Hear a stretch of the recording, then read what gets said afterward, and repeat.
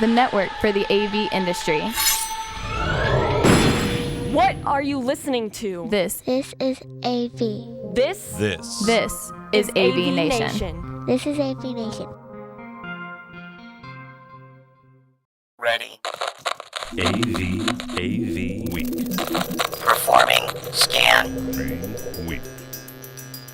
Online. This is AVWeek.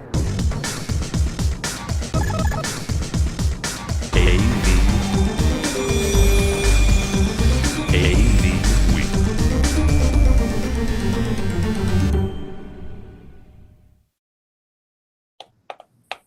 This is AV Week, your weekly wrap-up of audiovisual news and information. My name is Tom Albright. I am your host, fully caffeinated, and holy crap, I'm glad it's Friday. All right, first and foremost, a young woman who stalked me the entire time as I was in New York for New York Digital Signage Week, a fine human being, and oh yeah, she's the show director for Digital Signage Expo. Her name is Andrea Verone. How are you, ma'am?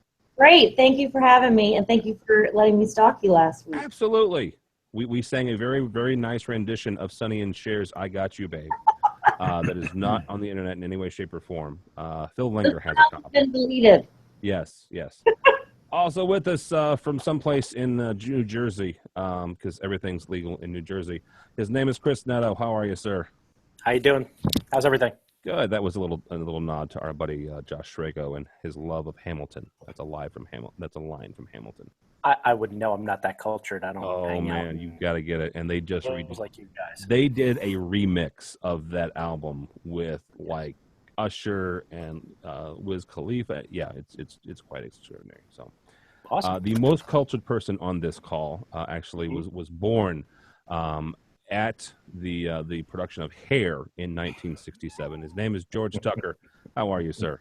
I'm doing fine, thank you. I'm full of piss and vinegar today. Don't screw with me. I tell you what. Yes, my first appearance was in the nude scene in Hair. So I thought you were going to say he appeared when the original Hamilton, got shot. Wow. I was not going to go there. I was not going to go there. Oh, very well done, but I wasn't going to go there. Real quickly, and this is not for anything except for it's just freaking cool. Proof that if you use a Daktronics scoreboard, you will break a 108-year curse. Congratulations to the Chicago Cubs on winning the World Series finally. Holy crap, good for them. Good for lots of good friends in the industry. Bill Natras was on last week, big Cub fan. Brad Grimes from Infocom, Jeremy Caldera, lots of good people. And I'm halfway kidding. Last year, there was a big story about the renovation that Wrigley Field went through. Daktronics board was there. Good friends out of St. Louis that helped install that system. QSC DSPs were there. Harman amplifiers as well as some speakers were there. So good renovation going into the 2015 season. Jokes about, Back to the Future and all that aside, being a year off, but good for them. So. All right, something else in the news. I am not going to talk about politics specifically. There is an election in the U.S. for our listeners that are overseas. Thank you for listening. I am not going to say who you should vote for at all. But our friends over at Commercial Integrator commissioned 4 pieces looking at what each candidate's technology policies would mean to the AV integrator. In addition to the 2 main, and then Bruce Kaufman did Gary Johnson from the Libertarian Party. I'm sorry, he looked at Zoltan Istvan, which is a weird guy. But our editor-in-chief, Josh Schrago, also wrote about both Clinton and Trump's policies. My question to you 3 is, in general, create your perfect candidate. And if your perfect candidate exists, groovy for you. Vote for them next Tuesday. What technology stance would best serve the AV industry? Mr. Tucker, I'm going to start with you, sir. It's dangerous. All right, well, so the problem we have with a lot of our politicians is they get put onto committees that say that they are the ones in charge of regulating these technologies and call it tubes, not dump trucks, right? And they don't really have a core understanding of the technology. Now, I'm not saying they have to be MBs or PhDs or any other alphabet soup after their name that means that they've studied the technology, but understanding its implications and understanding how to develop it in this country is really important. And I don't think a great deal of them have that. It's more about trying to satisfy a certain electorate or a certain demographic rather than actually progressing it. So my tenets are an understanding or an ability to have an understanding with others and to be someone who can work with those who develop the technologies in implementing them here.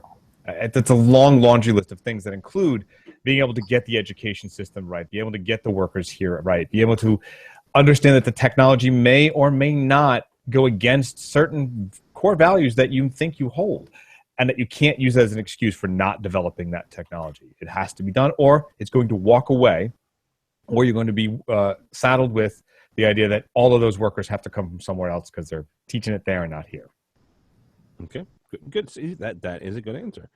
Mr. Neto, from your standpoint, from a technology standpoint, what is best going to serve our vertical, our industry? How about somebody who's not eligible for AARP? How does that work? I'm sorry, dude. Well, let's bring somebody in who grew up. Let's refer to game systems. Are we going to talk Atari 2600 or are we going to go first generation Nintendo? At this point, we need somebody who understands technology. And these two, the two that are going, yes, and that you are going to select at some point, strike me as the people that will hit somebody in the back of the head and say, get off your phone while I'm talking. Or put your phone down, you young whippersnappers. You know, I have a little problem with that. They didn't grow up in the generation that has been plugged in. So is it time for, and I'm going to make this generational, and I apologize if I'm offending anybody, but is it time for the boomers to even step aside on the politics side? Granted, their years of experience and all that political crap that they like to play in must be great. But from a technology standpoint, come on, man. There are 26-year-olds running multi-million-dollar companies at this point. They've been doing it since the 90s. What are we going to do? Can I say that you're making a Logan's Run argument, Neto? Could be. Could be. Okay. So here's the thing. I actually am going to agree on Chris with Chris on this, and I'll take 30 seconds, and I'm going to hand it off to Andrea. You have to be 35 years old to be the president of the United States. Okay, that's a millennial. Mm-hmm. Let's be honest here. That's a millennial. I would absolutely vote for a millennial in this election and next election. Who cares? But you make a good point. They're both 70. They're both going to be the two main candidates, right? I'm going to make that distinction. The two main candidates, the Republican and the Democratic candidate, will be 70 years old. My dad is 70. He gets pissed off at voice control. Okay, he's had so many cell phones, and he's had a Note, not the new one that explodes. He's had an iPhone. He's got a Mac. He's doesn't. And how long did it take him to get rid of his tube TV? That's perfectly working fine. It was a gift from my brother-in-law and my sister. There you go. Right? But you make a good point about the gaming system. So anybody who's 70, 30, 35 years ago, roughly, right? Technically the Atari was the late 70s, but let's say it was 1980, okay? Mm-hmm. That's 36 years ago. They were in their 30s when the Atari came out. Mm-hmm. A very small percentage of 30-year-olds in the 1980s were playing the Ataris. It was us that were playing the Ataris. It was us that grew up with the NESs. Now, I'm unfortunately I'm the Gen Xer who is a little irksome about there probably will not be a Gen X president. There's a good chance of that, right? Because we're this little itty bitty generation in between the boomers and the millennials. Millennials are huge, right? It's a huge. From a population standpoint, it's a very large generation. I'm okay with that. Okay, I'm okay with that as long as, from a technology standpoint, we look a little bit beyond ourselves. And to Chris's point, go back to the gaming thing. We pick Mark Zuckerberg. He's not 35 yet. I mentioned Tim Cook, actually, off the air. Elon Musk. Elon, oh my gosh, Elon Musk, right? Absolutely. The Gen Xer. Yeah. So, Andrea, your take in general, again, not a specific candidate, in general. Give me some qualifications technology-wise. I mean, I agree with all three of you. I think especially with all this crazy cyber security and hacking going on, we just need a president who not only is trying to get votes and tell you what they think you want to hear, but they need to be walking the walk and really understand exactly where we are with all of that. And unfortunately, I don't think either candidate possesses those qualities, so I'm a little nervous. Go Gen X. but I have a question regarding that when you said the hacking and stuff like that. These guys, or in this case, the Republican and Democrat candidate, strike me as somebody when they hear hacking will think of somebody trying to just take their bank account. And they've probably... I don't think anymore. No, I would actually disagree with that. And there's after the whole email thing, God knows. I'm not one of talking them is about email. Here's the thing. Regardless of lover or hater, Clinton was the Secretary of State, for crying out loud. And she not didn't know a how to stupid person. No. And I am not going to make a judgment call on the email server. If you want to call me later, I'll tell you my personal opinion on that. But she is not a stupid person. Right. And I don't get the sense that, my grandfather was 95 when he passed away a couple years ago. He would be that person, right? But I think the boomers at least get hacking. They grew up in the midst in the 80s. While we were watching war games, they were watching it as well. And they have kind of grown up and along with the white hat, black hat hacking.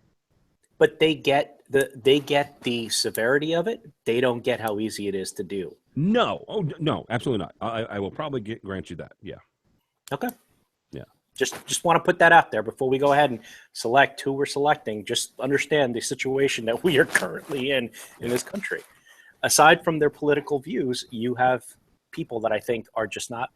They're not the right candidates for the next.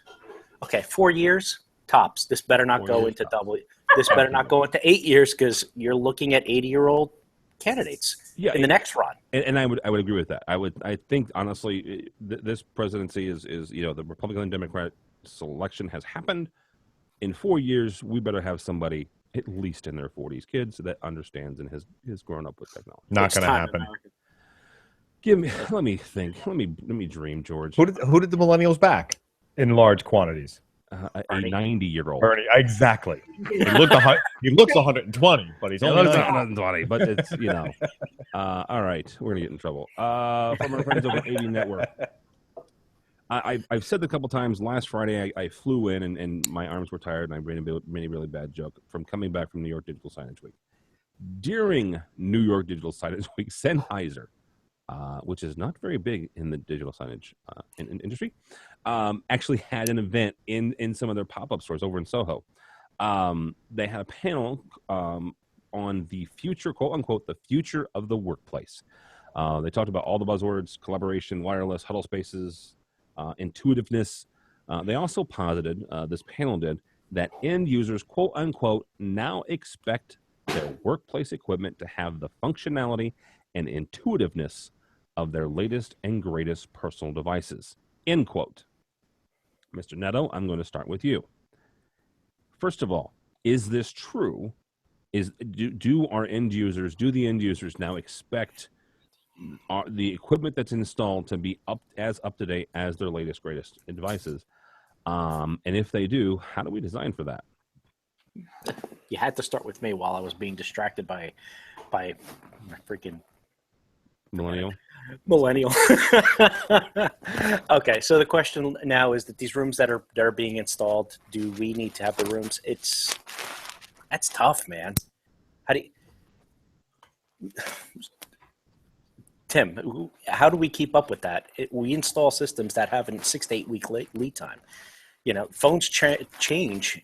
If you're talking about BYOD type stuff and devices like that, they change every 6 months. Okay, so to that point, then do you design a system? Do you put a system in where that is the driving force, and so you just put supporting equipment around it to make BYOD happen? It's all you can do. I've said it before. The only future-proof technology that exists today is conduit. Honestly, Empty I would not conduit at empty conduit, and it better be at least 2-inch pipes. Don't give me none of that small stuff either, because God knows I'm going to have to run a whole host of wires through that one itty bitty pipe. So I'm not a fan of future-proofing. I don't think it's possible this day and age. 20 years ago, you could have stated, yes, I'm gonna future-proof it by buying this top-of-the-line stuff, and God knows that VGA, RGB, that was just going to keep on going.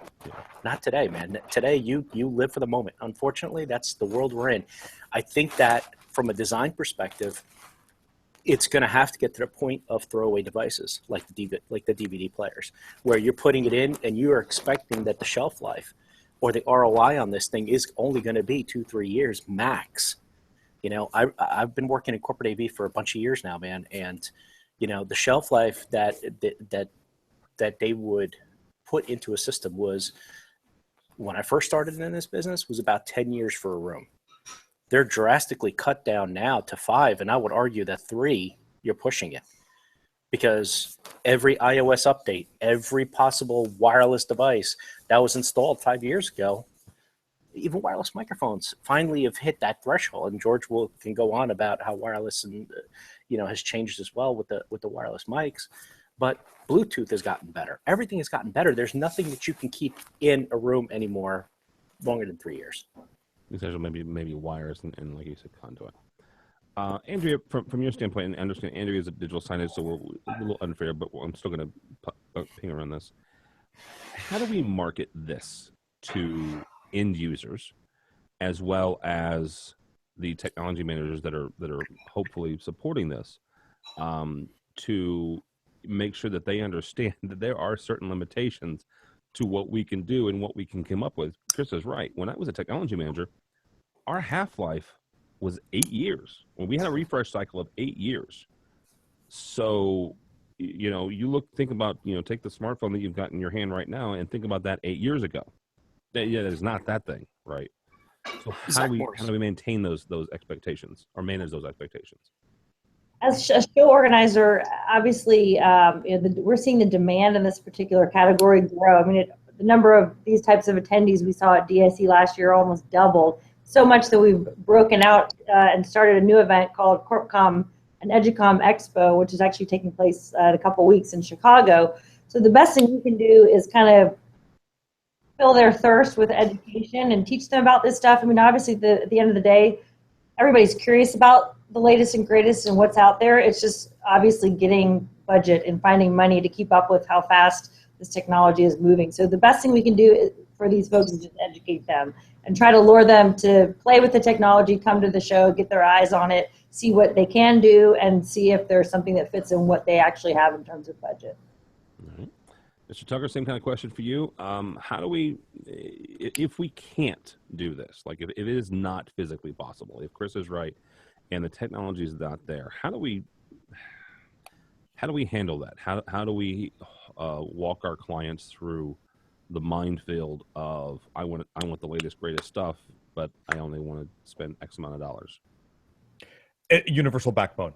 It has to come to a standard in which the universal backbone, like the old days of telephony, is what you build off of. Right now, we're doing 1,000 different ways, 1,000 different platforms, 1,000 different transmission schemes, or schema, if you'd rather, that are really, at this point, inhibiting our ability as an industry, if not the technology, to grow forward like that. If we have a universal backbone in which any device can hang off of and get this information and be a universal presentation, communication, and collaboration device, then you've solved that problem.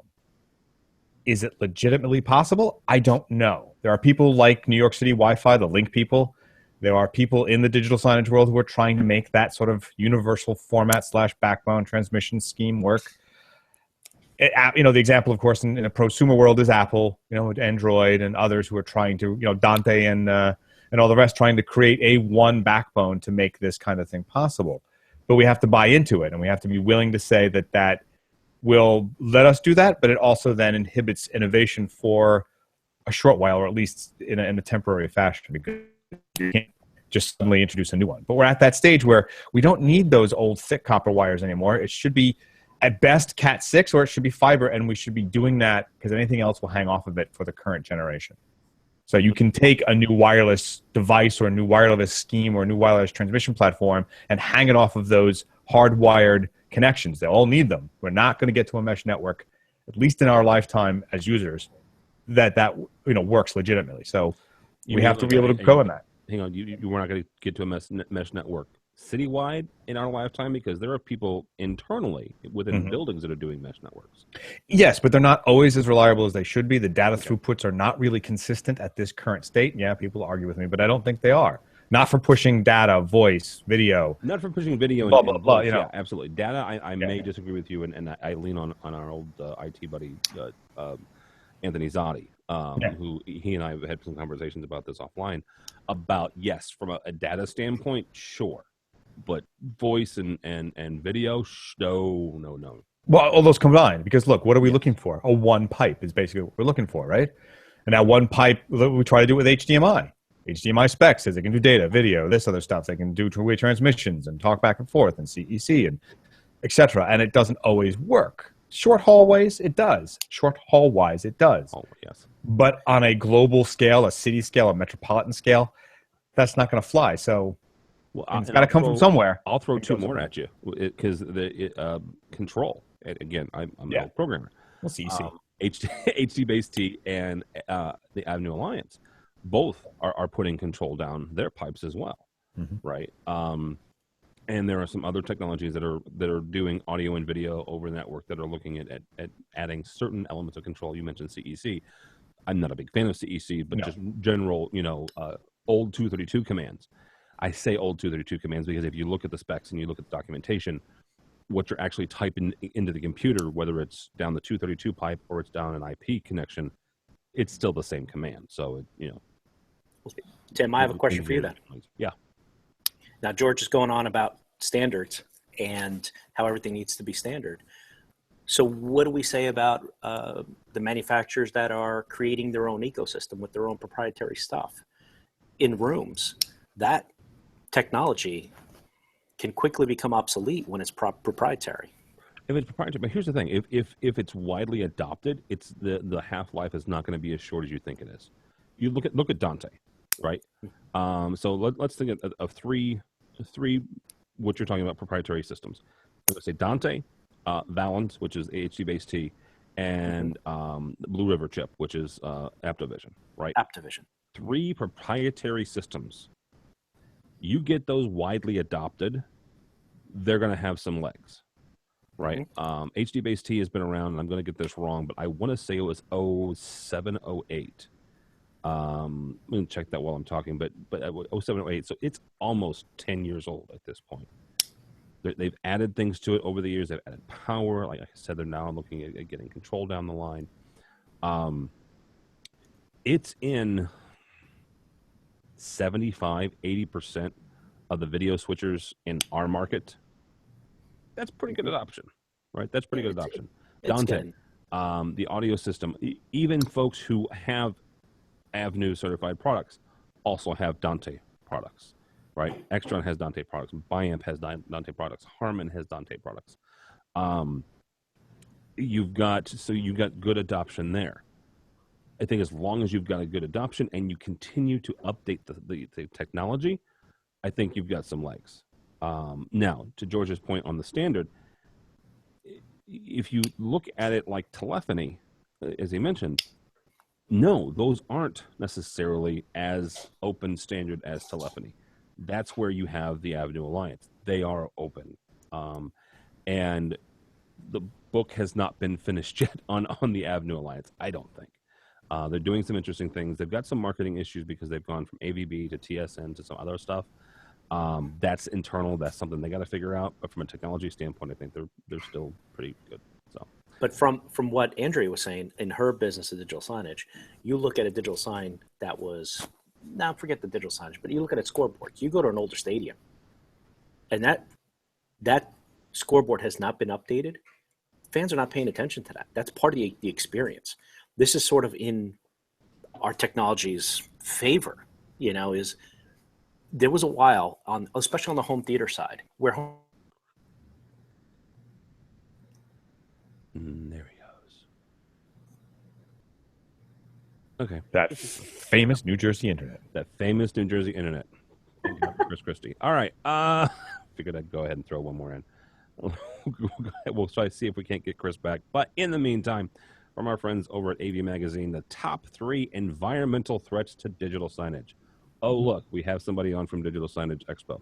A gentleman from that by the name of Zoe Metter talks about the 3 threats. He calls them out. It says water and moisture, heat, accidental damage, and vandalism. George mentioned Link, New York City.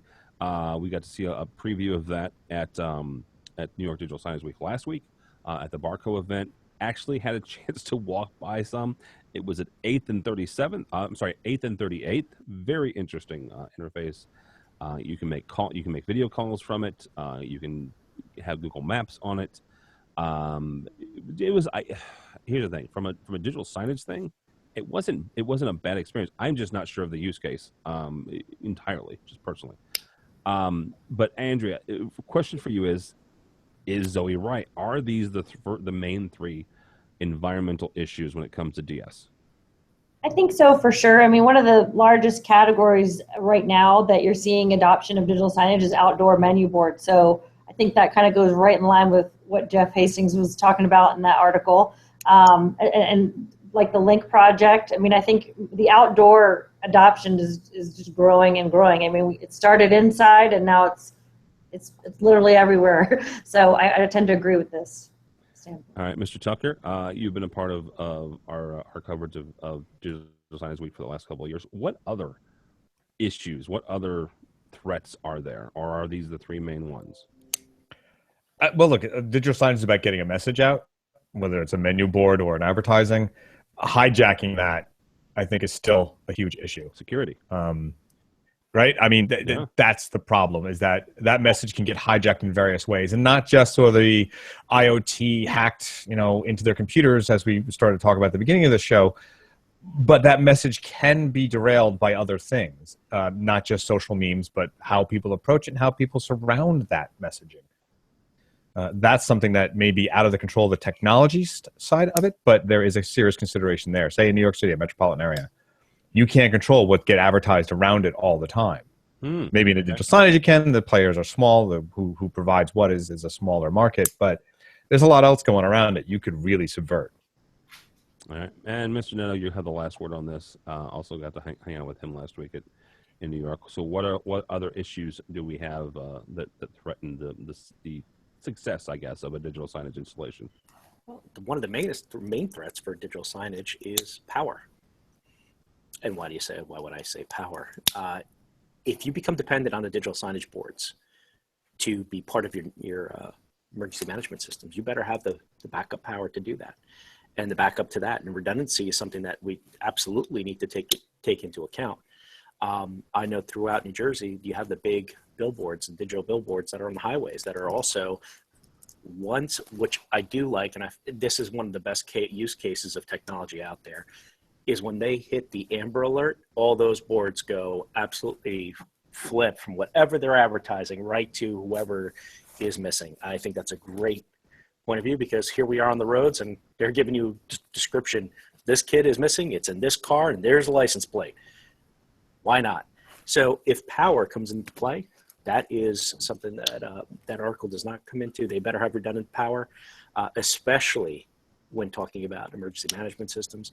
And if you want an expert on this sort of stuff, I think Scott Lord, I sat with him once and he completely went down a path of emergency management systems and digital signage and tying everything into the building that I never thought of. So yeah, I think power, heat, they mentioned heat, keeping those signs cool and keeping them warm in the winter. LCD still freezes. So. All right. Very good. That'll be the last word on this. Thank you all so much. First and foremost, Andrea Barone from Digital Signage Expo. Thank you, ma'am. Thank you so much for having me. And don't forget to register for DSE at digitalsignageexpo.net. And registration is open now, and it is March 28th through the 31st. Yep. All right. Very good. Mr. Netto, thank you, sir. Thank you. And how do people find you? You can find me at Chris_Netto on Twitter. You can find me at avhelpdesk.com. You can find me hanging out with these fine folks when they let me hang out with them at AVNation. And I have a question for Digital Signage Expo. Is there a lot of training going to be involved there? Because I do like to hear digital signage training, please. There is a boatload of training there for you in particular for the integrator types. Full program on Tuesday, in addition to an expert program certification on Tuesday as well. Wednesday and Thursday, throughout both those days, there'll be several seminars specifically for you. And actually, if you just go to our website, digitalsignageexpo.net, and look under the Systems Integrator About tab, all the courses that are pertaining to you are listed right there, so to help you ease your way through registration. But there's tons of stuff for you. Thank you. I love hearing about the user experience from the digital signage retail side. They seem to have their finger on the pulse a lot more than. Well, and here's the other thing. Digital Signage Expo is in Vegas. So for those of you who are used to going to Infocom, and Vegas in June is different than Vegas in March. I want to put that out there. So, from my standpoint. Last and not, but certainly not least, Mr. Tucker. Thank you, sir. Thank you. Great to be on again. How do people find you? They can find me at Tucker2s on social. I'm here at AVNation, and I write for a number of trade magazines. So just find me there. And I also want to point folks to Mr. Tucker has dusted off his notepad and has started an AVNation comic strip that I'm a big fan of because he used tweaker and voice control in his first couple ones. So big fan of that. So check that out. My name is Tim Albright. Don't follow me. And I don't know what I'm tweeting about at this point. But go by the website. Lots of really great people. Put an awful lot of hard work in it. I was not one of them. So that's why it looks as good as it does. AVNation.tv. AVNation.tv. You'll find this program, a host of others. Chris Netto is a host of our MHO show. My humble opinion, 10-15 minutes, 3 AV experts and 1 topic. So check that out. Mr. Tucker has a number of them as well that he helps produce and host from time to time. We've got a social one, we've got a lighting one, education, control. We have 2 weeklies, this one, and then also one on residential, hosted by our good friend, Mr. Matt Scott. All of that is at avnation.tv. Also, I would be remiss if I did not mention our first annual AVNation Awards. Don't send us any money for it. Just go to the website and tell us who you think is the best educator, who you think is the best product, what product. I'm very proud of this topic or this category. What product saved your bacon? I like that one. So what product on a consistent basis saves the day on a consistent basis of job site? So yeah, all that stuff is at avnation.tv. avnation.tv. Thanks so much for listening. Thank you so much for watching. This has been AV Week.